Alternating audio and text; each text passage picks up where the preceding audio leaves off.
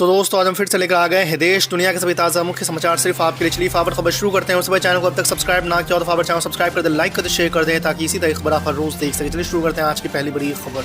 लोकसभा चुनाव में भले ही अभी कुछ समय बाकी हो, लेकिन समाजवादी पार्टी के राष्ट्रीय अध्यक्ष अखिलेश यादव ने चुनाव को लेकर अपने प्रत्याशियों के नामों की घोषणा शुरू कर दी है।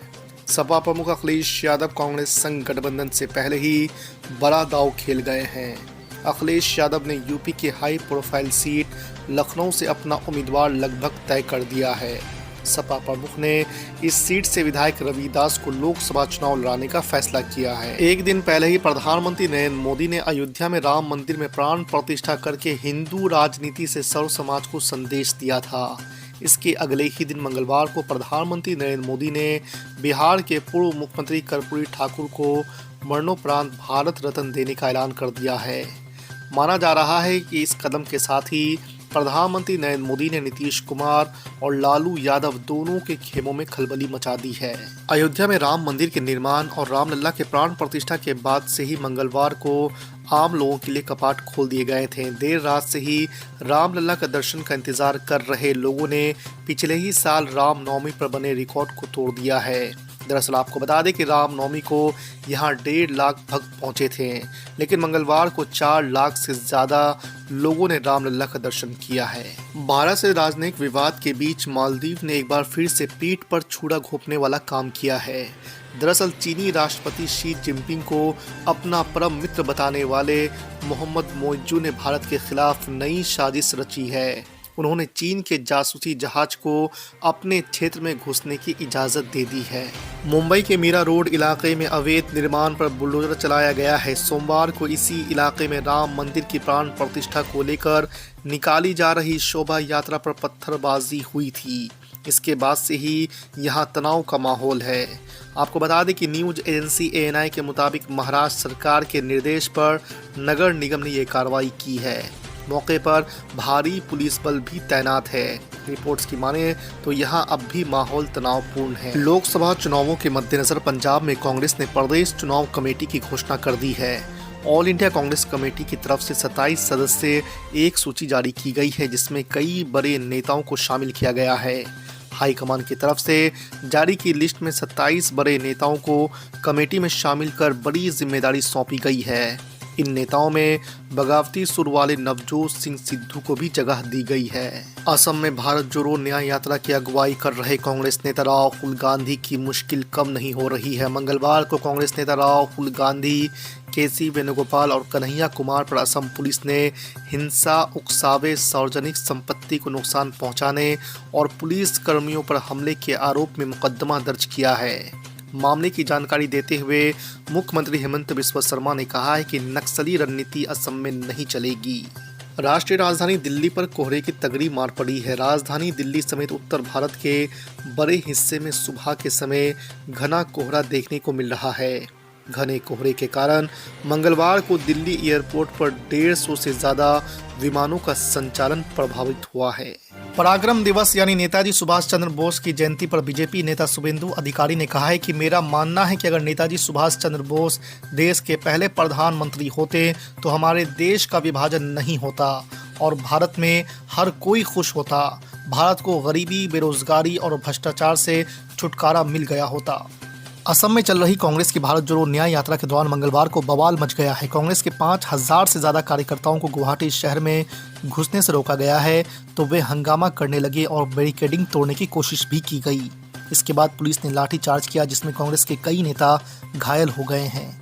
बिना अनुमति एंट्री की कोशिश करने और अव्यवस्था पैदा करने को लेकर राहुल गांधी समेत कई लोगों पर केस भी दर्ज हुआ है। इसे लेकर मुख्यमंत्री हेमंत बिस्वा शर्मा ने DGP से बात की और उन्हें केस फाइल करने का आदेश दिया है। बिहार के मुख्यमंत्री नीतीश कुमार आज सुभाष चंद्र बोस की जयंती के समारोह में शामिल होने के बाद राज्यपाल से मिलने अचानक राजभवन पहुंच गए। इस मौके पर उनके साथ डिप्टी CM तेजस्वी यादव और वित्त मंत्री विजय कुमार चौधरी भी हैं।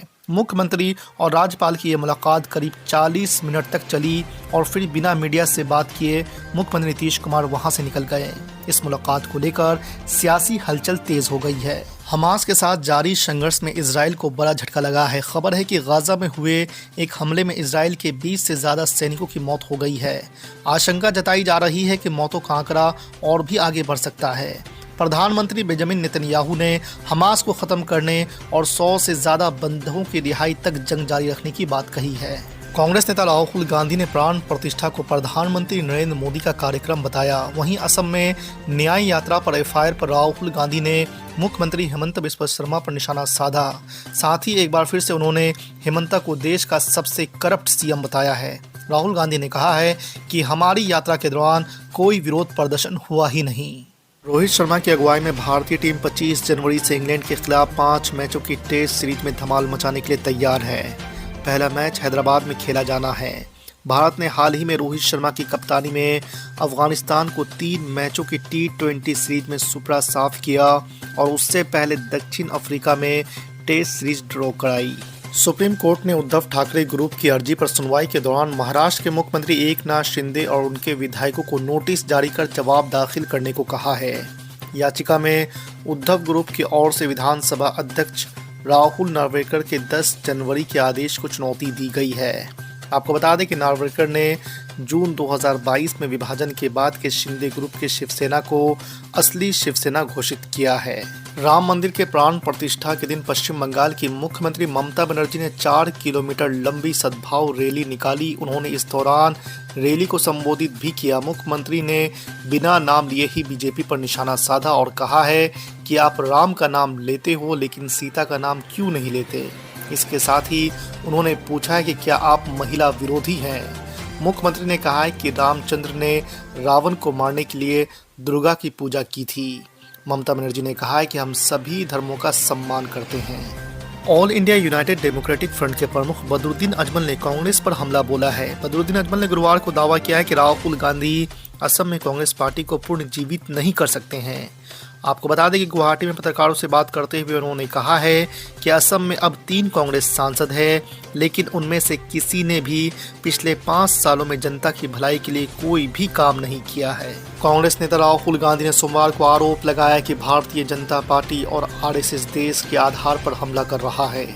उन्होंने ये भी कहा है कि भारत जोड़ो न्याय यात्रा भारत के विचार की रक्षा के लिए शुरू की गई है। राहुल गांधी ने यात्रा के असम से मेघालय में प्रवेश करने के बाद यहां एक जनसभा में ये बातें कही हैं। उन्होंने कहा है कि विचार ये है कि भारत में सभी धर्मों के लोगों को सौहार्द के साथ रहना चाहिए और सभी समुदाय, भाषाओं और परंपराओं का सम्मान किया जाना चाहिए। आगामी लोकसभा चुनाव के मद्देनजर बिहार भाजपा के वरिष्ठ नेताओं का बिहार दौरा तेज हो गया है। इसी क्रम में प्रधानमंत्री नरेंद्र मोदी बेतिया आ रहे हैं। आगामी 4 फरवरी को बेतिया में उनकी रैली प्रस्तावित है। इसके पहले 30 जनवरी को कटिहार में भाजपा अध्यक्ष जेपी नड्डा की रैली होगी। फरवरी में गृह मंत्री अमित शाह भी बिहार दौरे पर आएंगे। कांग्रेस नेता राहुल गांधी की पूर्णिया की सभा में मुख्यमंत्री नीतीश कुमार शामिल होंगे। बिहार में राहुल गांधी की भारत जोड़ो न्याय यात्रा 29 जनवरी को पश्चिम बंगाल से किशनगंज में प्रवेश करेगी। 29 जनवरी को किशनगंज में और 30 को पूर्णिया में सभा होगी।